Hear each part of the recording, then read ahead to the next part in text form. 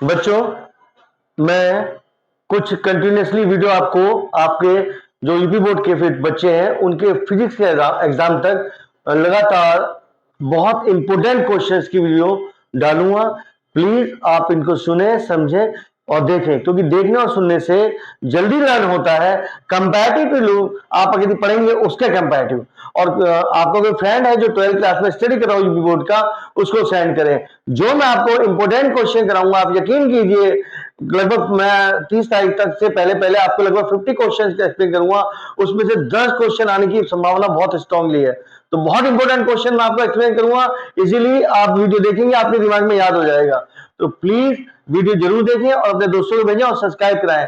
Thank you. आज इसी कड़ी में आज हम बात कर रहे हैं हाफ वेव रेक्टिफायर अर्ध तरंग विष्टकारी। तो इसको समझने से पहले, इसका सर्किट है, ये इसकी वेवफॉर्म है, इसको समझने से पहले सबसे पहले हम पीएन संधि डायोड को समझते हैं। पीएन संधि डायोड एक यूनिडायरेक्शनल युक्ति है, अर्थात एक दिशीय युक्ति है।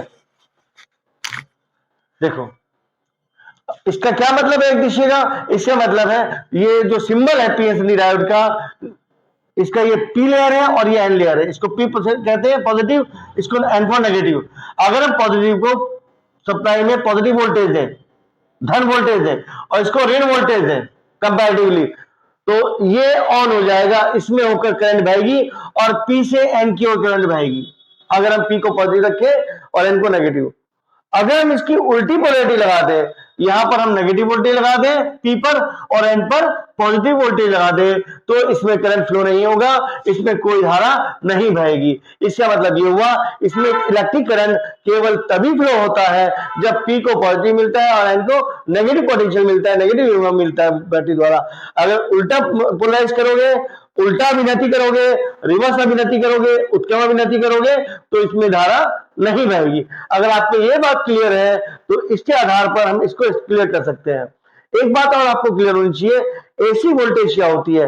एसी वोल्टेज की पोलैरिटी लगातार बदलती है। आप इसको पॉजिटिव मान लो बीच वाली उंगली को, इसको नेगेटिव, और मान लो इसमें हमने एसी वोल्टेज लगाई है, तो लगातार ये प्लस ये माइनस, तुरंत ये प्लस ये माइनस, और लगातार इसकी पोलैरिटी बदलती रहेगी। 1 सेकंड में 50 बार, 50 साइकिल पर सेकंड, ये इस प्रकार अपनी पोलैरिटी को बदलेगी। ये प्लस ये माइनस धारा इधर, ये प्लस ये माइनस धारा इधर, दैट इस प्रकार लगातार इसकी पोलैरिटी बदलती है। अगर आपको ये दो बात क्लियर है तो आप इस सर्किट को इजीली समझ सकते हैं। देखिए ये अर्धतरंग विष्टकारी का वैद्युत परिपथ है। इसमें ये अपचाई ट्रांसफार्मर हमने लगाया है।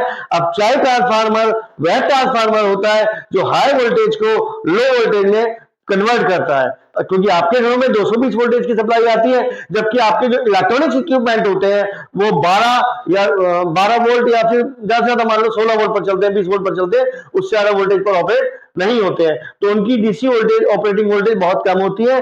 अतः यहां पर हम स्टेप डाउन ट्रांसफार्मर यूज करते हैं।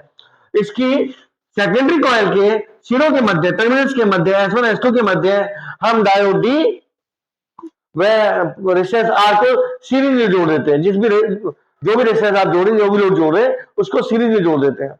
और इन जो ट्रांसफार्मर की प्राथमिक कुंडली है उसके सिरों के मध्य हम उस एसी वोल्टेज को अप्लाई करते हैं जिसको डीसी वोल्टेज में कन्वर्ट करना होता है। तो अगर आप एग्जाम में लिखते हैं तो लिखने का तरीका प्रॉपर समझिए। सबसे पहले ये डायग्राम बनाएंगे, आप ये वेवफॉर्म बनाएंगे, उसके बाद आप हेडिंग डालेंगे वैद्युत परिपथ। वैद्युत परिपथ में आप लिखना स्टार्ट करेंगे कि अर्धतरंग विष्टकारी में एक अपचाई ट्रांसफार्मर की द्वितीय कुंडली के सिरों S1 और S2 के मध्य डायोड डी व प्रतिरोध R को श्रेणी क्रम में संयोजक तारों द्वारा जोड़ देते हैं। इसके बाद आप लिखेंगे कि तथा इनपुट इसको लिखेंगे प्राथमिक कुंडली के सिरों के मध्य, प्राथमिक कुंडली के सिरों के मध्य इनपुट एसी वोल्टेज को आरोपित करते हैं।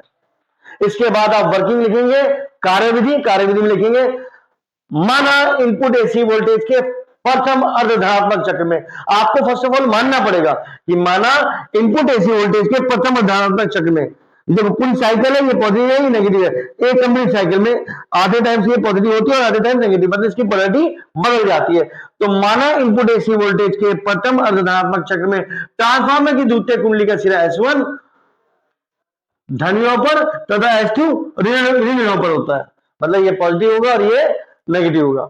देन तब डायोड डी का पी पॉजिटिव होगा और एन नेगेटिव होगा। अभी मैंने आपको बताया था, आप समझ गए होंगे, इस कंडीशन में डायोड डी ऑन हो जाता है तो डायोड डी से होकर धारा बहती है और लोड प्रतिरोध में धारा एम से एन सीरीज की ओर बहती है। It's clear. इसके बाद आप नेक्स्ट लाइन से लिखेंगे, ये हमने फर्स्ट हाफ साइकिल की बात कर दी है, नेक्स्ट लाइन से लिखेंगे कि अगले अर्ध ऋणात्मक चक्र में, नेगेटिव हाफ साइकिल में, अब आपको मानने की जरूरत नहीं है, अब आप कहेंगे क्योंकि पोलैरिटी अगर ये प्लस था, ये माना हमने प्लस है माइनस है, तो अगली हाफ साइकिल में ऑटोमेटिक उल्टा हो जाएगा। तो हम कहेंगे नेक्स्ट लाइन से अगले अर्धनात्मक चक्र में ट्रांसफार्मर की द्वितीय कुंडली का सिरा S1 S2 के S1 ऋण पर तथा S2 धन पर हो जाता है। इस स्थिति में डायोड डी का जो पी टर्मिनल है, जो पॉजिटिव टर्मिनल है, वो ऋण पर नेगेटिव हो जाता है तथा जो एन टर्मिनल है वो पॉजिटिव हो जाता है। आप जानते हैं इस स्थिति में डायोड स्विच ऑफ हो जाएगा, अर्थात इससे होकर धार करंट फ्लो नहीं होगा। जब इसमें करंट फ्लो नहीं होगा तो इसमें भी करंट फ्लो नहीं होगा। अतः आउटपुट में आपको कोई वेवफॉर्म, कोई वोल्टेज नहीं मिलेगी। पॉजिटिव साइकिल में तो मिल गई, लेकिन उसके अगली ऋणात्मक नेगेटिव साइकिल में कोई वोल्टेज आउटपुट में प्राप्त नहीं हुआ।